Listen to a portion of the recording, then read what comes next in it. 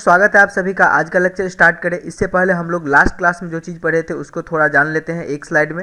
जैसे कि last class हम लोग पढ़े थे गॉस लॉ। ठीक है, गॉस लॉ होता क्या है ये हमने डिटेल से वहाँ पर देखा था और ढेर सारा क्वेश्चंस भी वहाँ पर किए हुए थे। ठीक है, और गॉस लॉ का जो एप्लीकेशन है वो क्या है, तो गॉस लॉ के मदद से हम लोग क्या करते हैं, किसी भी जो सिमेट्रिक सरफेस होता है, जो सिमेट्रिक पॉइंट होता है, ठीक है, वहाँ पर इलेक्ट्रिक फील्ड इंटेंसिटी कैलकुलेट करते हैं। तो यहाँ पर हम लोग स्फेरिकल सेल के वजह से कैलकुलेट किए थे, फिर हमने सॉलिड सेल की वजह से कैलकुलेट किया था, फिर हमने यहाँ पर एक सिलेंडर की वजह से कैलकुलेट किया था, फिर इनफाइनाइट सरफेस की वजह से कैलकुलेट कर लिया था। लास्ट लेक्चर आप लोग यहाँ पर देख सकते हैं। चलिए आज एक क्वेश्चन हम लोग करते हैं, ये क्वेश्चन नंबर 15। क्वेश्चन नंबर 15 यहाँ पर कैसे है, इसका ये मतलब है कि ये जो आपका सीरीज चल रहा है जो इलेक्ट्रोस्टैटिक्स चल रहा है, इसमें हम लोग 14 क्वेश्चन ऑलरेडी कवर कर चुके हैं और ये हमारा 15वां क्वेश्चन है। आपको बता दें कि ये जो हमारा सीरीज चल रहा है ये आपका प्रॉब्लम पे बेस्ड हम लोग थ्योरी यहाँ पर करते हैं और ढेर सारे क्वेश्चंस यहाँ पर करते हैं जो प्रीवियस एग्जामिनेशन में पूछे गए हैं। तो आइए इस क्वेश्चन को हम लोग देखते हैं। यहाँ पर देखिए दिया हुआ क्या है कि given a uniform electric field E equal to 5 × 10⁻³ i cap newton per coulomb. देखिए यहाँ पर आई कैप का क्या मतलब हुआ, आई कैप का मतलब होता है एक्स एक्सिस के तरफ। ठीक है, देखिए 3 कैप होता है, एक तो होता है आई कैप, एक होता है आपका जे कैप और एक होता है के कैप। अगर आपका आई कैप दिया हुआ है तो इसका यह मतलब होता है कि एक्स एक्सिस के तरफ है, जे कैप का मतलब होता है वाई एक्सिस के तरफ है और के कैप का मतलब होता है जेड एक्सिस के तरफ है।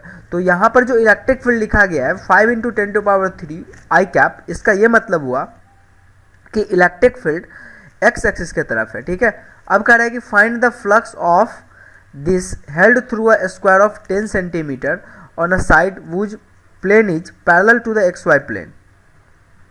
कह रहा है कि आप फ्लक्स बताइए यहाँ पर कितना फ्लक्स पास करेगा एक सरफेस से, वो सरफेस क्या है, स्क्वायर है और ये वाई जेड प्लेन में क्या है, रखा हुआ है। ठीक है, किस में रखा हुआ है, ये आपका वाई जेड प्लेन में रखा हुआ है। ये कह रहा है What would be the flux through the same square of the plane makes an angle of 30° with x axis।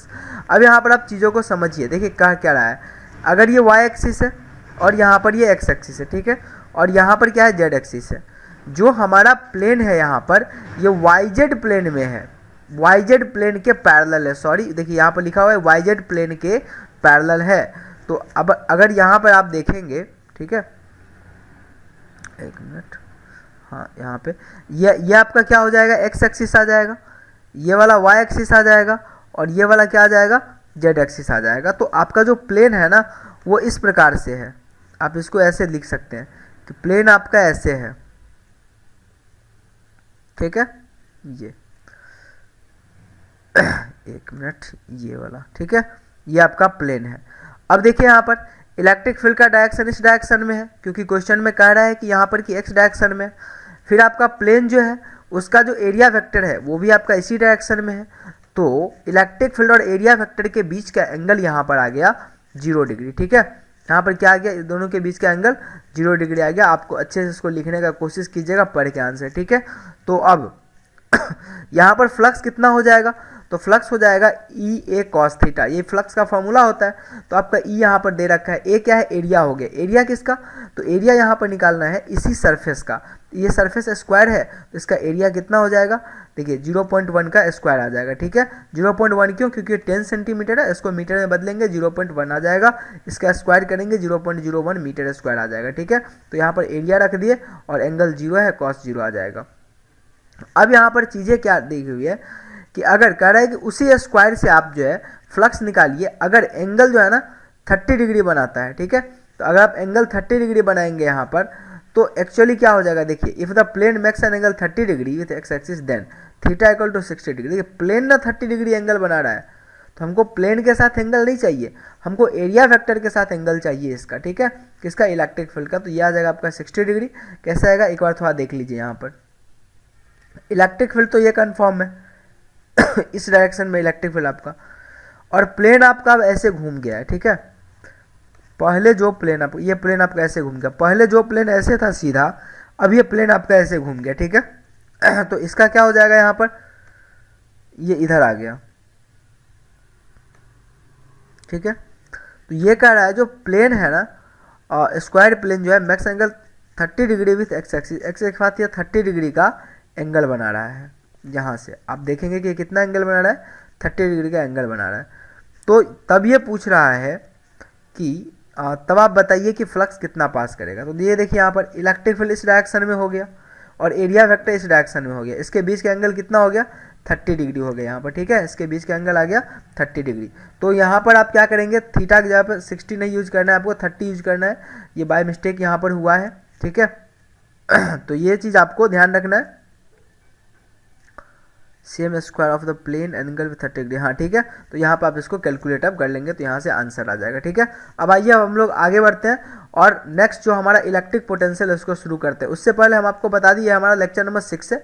5 lecture हम लोग ऑलरेडी यहाँ पर कवर कर चुके हैं। क्रैश कोर्स सीरीज हमारा चल रहा है जो complete course 12th board exams के लिए यहाँ पर प्रिपरेशन करवाया जा रहा है। और सबसे इंपॉर्टेंट बात है, ये इस कोर्स का नाम हम मास्टर कोर्स रखे हैं क्योंकि यहाँ पर हम लोग क्वेश्चन थ्रू कंसेप्ट, यहाँ पर क्वेश्चन के माध्यम से कंसेप्ट समझते हैं। आपको बता चुके हैं कि 15 क्वेश्चन ऑलरेडी कर चुके हैं। इंपॉर्टेंट की पॉइंट हम यहाँ पर ये बताते हैं बच्चों को, फिर प्रीवियस ईयर का क्वेश्चन यहाँ पर करवाया जाता है और इंपॉर्टेंट डेरिवेशन भी यहाँ पर करवाए जाते हैं। फॉर योर इन्फॉर्मेशन कि हमारे अलग अलग टाइप के कोर्सेज भी यहाँ पर चल रहे हैं, आप लोग इसको ज्वाइन कर सकते हैं और यहाँ पर फ्री ऑफ कॉस्ट बिल्कुल यहाँ पर पढ़ सकते हैं। और कोई दिक्कत हो तो आप मुझे व्हाट्सएप मैसेज करके पूछ भी सकते हैं।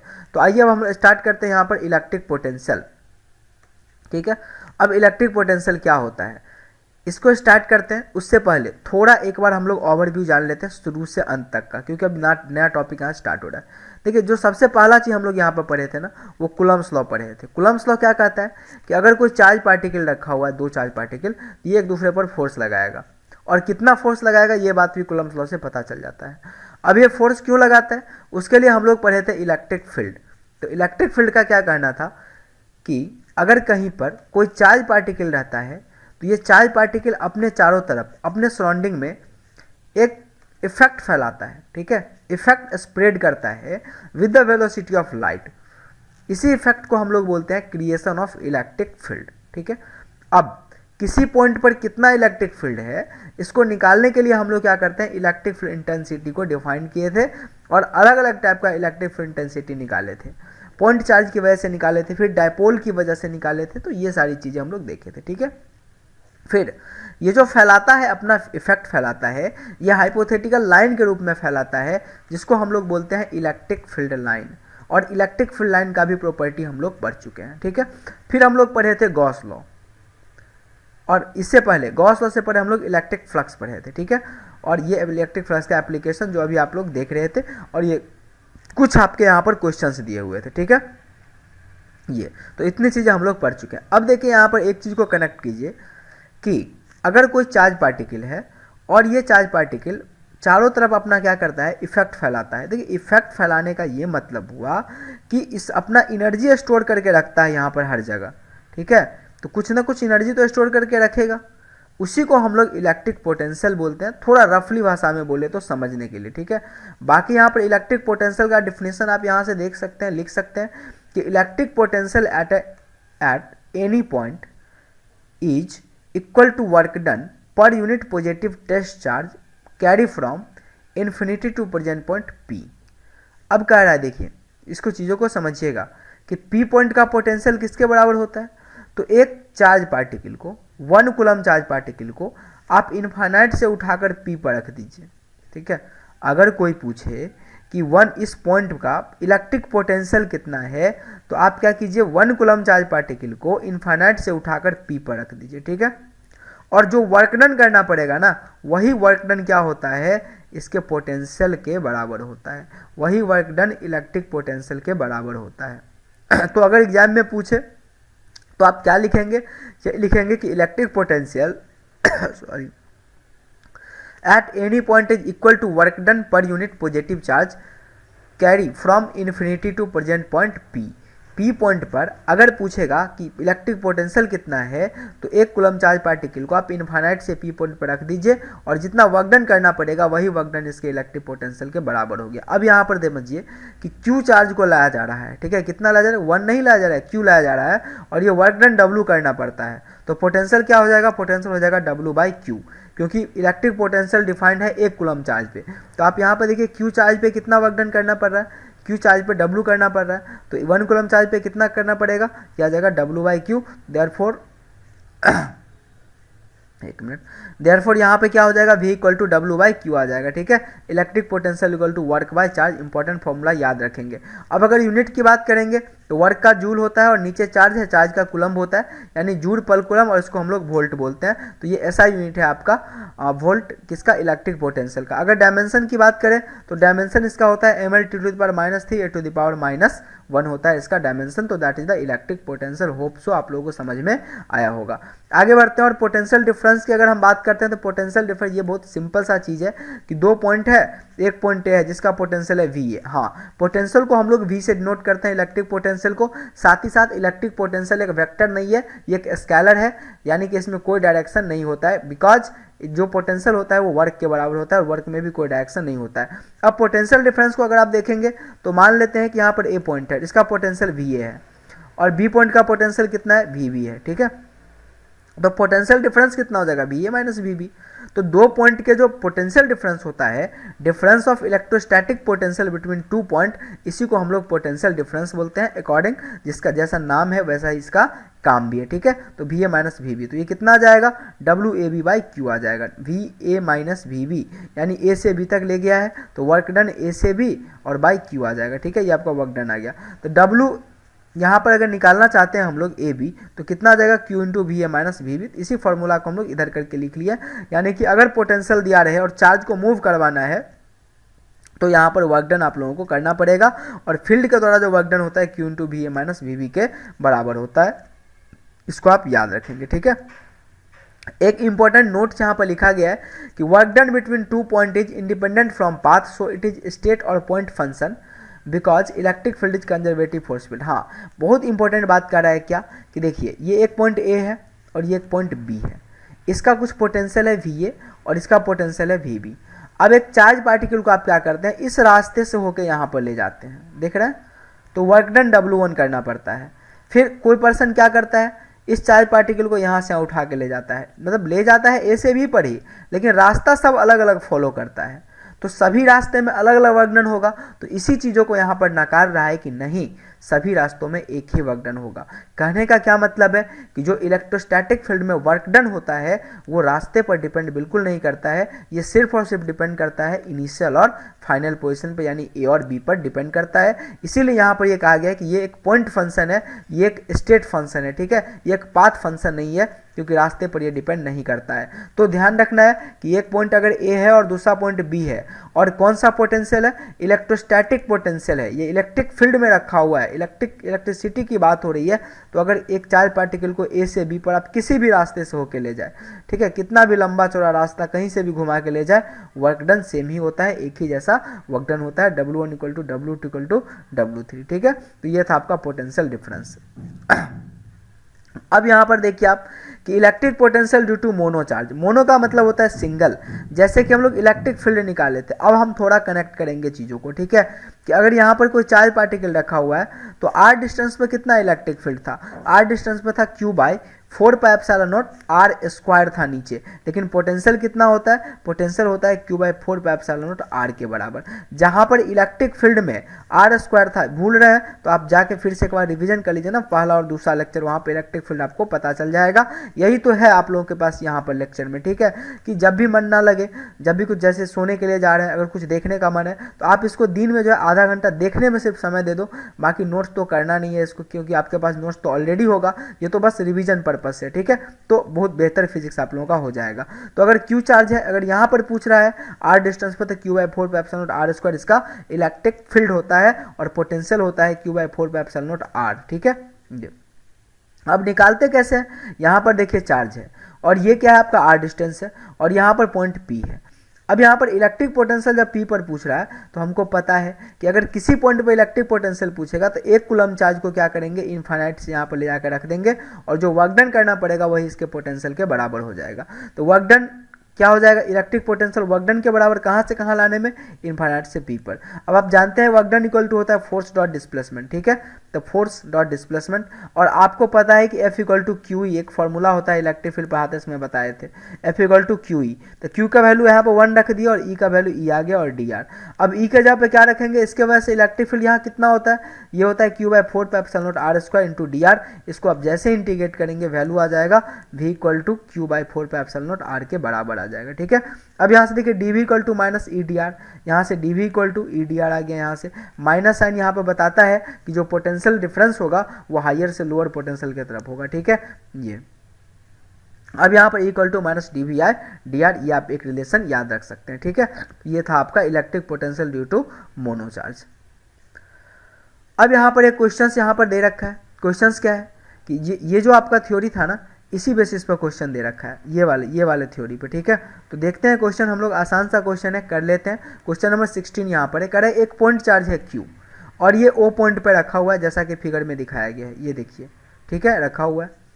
कह रहा है कि is the potential difference VA minus VB positive और निगेटिव और zero if Q is positive and negative. कह रहा है कि अगर Q का वैल्यू पॉजिटिव है, ठीक है, क्वेश्चन में कह रहा है कि अगर Q का वैल्यू फर्स्ट में कह रहा है पॉजिटिव है तो VA माइनस VB क्या होगा, पॉजिटिव होगा, निगेटिव होगा या फिर जीरो होगा, ये पूछ रहा है। ये ऑल इंडिया 2011 में पूछा गया। देखिए बहुत सिंपल सी चीज़ है यहाँ पर, ठीक है।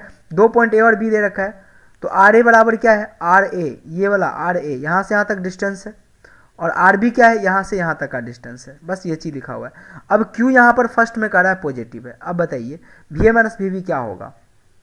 तो VA का मतलब क्या, इसकी वजह से यहाँ पर पोटेंशियल डिफरेंस, तो अगर Q चार्ज की वजह से R डिस्टेंस पे कितना होता है पोटेंशियल डिफरेंस, ये Q बाय 4πε0 R के बराबर होता है, यानी A है तो RA minus Q by 4πε0 RB। अब Q बाय 4πε0 में से 1 by RA minus 1 by RB घटा देंगे। अब देखिए RA छोटा है, ठीक है ना, RA क्या है, RA यहाँ से यहाँ तक है, ये छोटा है। तो अब ये देखिए यहाँ पर 1 बाई छोटा नंबर है, तो ये ओवरऑल बड़ा आ जाएगा, तो बड़ा, और ये ओवरऑल छोटा आ जाएगा, तो बड़ा में से छोटा घटाएंगे तो पॉजिटिव आ जाएगा, ठीक है। उसी प्रकार से यहाँ पर अगर हम ये माइनस चार्ज ले लेंगे यहाँ पर, तो इसके वजह से ये निगेटिव आ जाएगा। तो ये आपका क्वेश्चन था, एक शानदार सा अच्छा सा क्वेश्चन था, ठीक है। तो ये अब इसके बाद जो हम लोग पढ़ेंगे वो इक्विपोटेंशियल सरफेस पढ़ेंगे और उसके प्रॉपर्टीज पढ़ेंगे। थोड़ा सा हिंट करते हैं कि इक्विपोटेंशियल सरफेस होता क्या, थोड़ा सा कि हम लोग कंप्लीट ही इसको कर लेते हैं, ठीक है, क्योंकि इसमें बहुत ज़्यादा कुछ जान है नहीं, तो हम लोग नेक्स्ट लेक्चर में नया चीज़ करेंगे। तो इक्विपोटेंशियल सरफेस क्या होता है, देखिए इक्यू का मतलब होता है इक्वल, अब पोटेंशियल तो आप समझते हैं, सरफेस मतलब सरफेस, मतलब अगर कोई सरफेस है, ठीक है, यही सरफेस है और इसके सभी पॉइंट का, चाहे ये पॉइंट लीजिए, चाहे ये लीजिए, चाहे ये लीजिए, चाहे ये कोई भी पॉइंट ले लीजिए, उसके सभी पॉइंट का पोटेंशियल अगर सेम है तो उसको इक्विपोटेंशियल सरफेस कहा जाता है। वेरी सिंपल है, ये surface which have same electrostatic potential at every point on it then it is known as equipotential surface. जैसे कि यहाँ पर देखिए इक्विपोटेंशियल सरफेस ये वाला है, फिर यहाँ पर ये वाला है इक्विपोटेंशियल सरफेस यहाँ पर आपको नजर आएगा, ठीक है। अगर प्रॉपर्टीज की बात करेंगे तो सबसे पहला प्रॉपर्टी क्या है कि जो इक्विपोटेंशियल सरफेस है वो do not intersect to each other, ये एक दूसरे को कभी इंटरसेक्ट नहीं करता है, as it give two direction of electric field E at intersecting point which is not possible, ठीक है। देखिए कह रहा है कि अगर ये पहले इस बात को समझिए कि जो दो इक्विपोटेंशियल सरफेस है ना वो कभी एक दूसरे को इंटरसेक्ट नहीं करता है। क्यों, क्योंकि अगर ऐसा कर दिया, अब यहाँ पर देखिए यहाँ पर क्या कर दिया है, ये इंटरसेक्ट कर दिया है। जब कर दिया है तो ये जो इंटरसेक्टिंग लाइन यहाँ पर बन रहा है ये तो इसका भी है और इसका भी है। अगर मान लीजिए कि एक इक्विपोटेंशियल सरफेस है और 10 वोल्ट का है और ये दूसरा वाला जो आपका है वो 20 वोल्ट का है, ये इक्विपोटेंशियल सरफेस और ये 20 वोल्ट का है, तो ये लाइन तो दोनों पे पड़ गया। तो जब दोनों पे ये लाइन पड़ गया तो अब बताइए इस लाइन का 10 होगा कि 20 होगा, तो ये डिसाइड नहीं कर सकते ना वो 10 होगा कि 20 होगा, तो इसीलिए कटता ही नहीं है, ठीक है। ये चीज पहला है कि इलेक्ट्रिक फील्ड जो है वो नॉर्मल होता है इक्विपोटेंशियल सरफेस से and directed from the one higher to lower potential, यानी कि जो इक्विपोटेंशियल सरफेस है तो इलेक्ट्रिक फील्ड जो होता है वो हमेशा इसके परपेंडिकुलर दिखाई देता है, ठीक है। इसको प्रूफ करने के लिए भी कई बार पूछा है कि साबित कीजिए कि इलेक्ट्रिक फील्ड का डायरेक्शन इक्विपोटेंशियल सरफेस के परपेंडिकुलर होता है, ठीक है, ये चीज़। चलिए आप लोगों के लिए होमवर्क हो गया यहाँ से कि आप लोग इसको साबित करके लाएंगे। अच्छा सा आपको बुक में, किसी भी बुक में मिल जाएगा, ठीक है, क्वेश्चन बैंक हो तो और बेहतर है, वहाँ भी आपको मिल जाएगा, तो आप जरूर साबित करेंगे, यहाँ पर इसको प्रूफ करेंगे, ठीक है। आगे यहाँ पर हम ऐसे करके छोड़ देते हैं दिखा के। ये एक अच्छा सा क्वेश्चन आपका क्वेश्चन नंबर 17। हम चाह रहे हैं कि आप लोग खुद इस क्वेश्चन को बनाएंगे और खुद से समझ के आएंगे। तो आज के लिए इतना ही, नेक्स्ट टाइम हम इसी क्वेश्चन के साथ फिर से मिलेंगे। कोशिश करते हैं कि आप लोग भी बनाएंगे। अगर लेक्चर पसंद आता है तो जरूर दूसरों तक शेयर कर दिया कीजिए, और हाँ, लाइक जरूर कीजिए। दूसरी बात, देखा कीजिए यहाँ पर लेक्चर जब आप खोलते हैं तो। और अगर आपको किसी भी तरह की दिक्कत होती है तो आप कमेंट करके मुझे बता भी सकते हैं, मैं सॉल्व करने की पूरी कोशिश करूँगा। Thank you.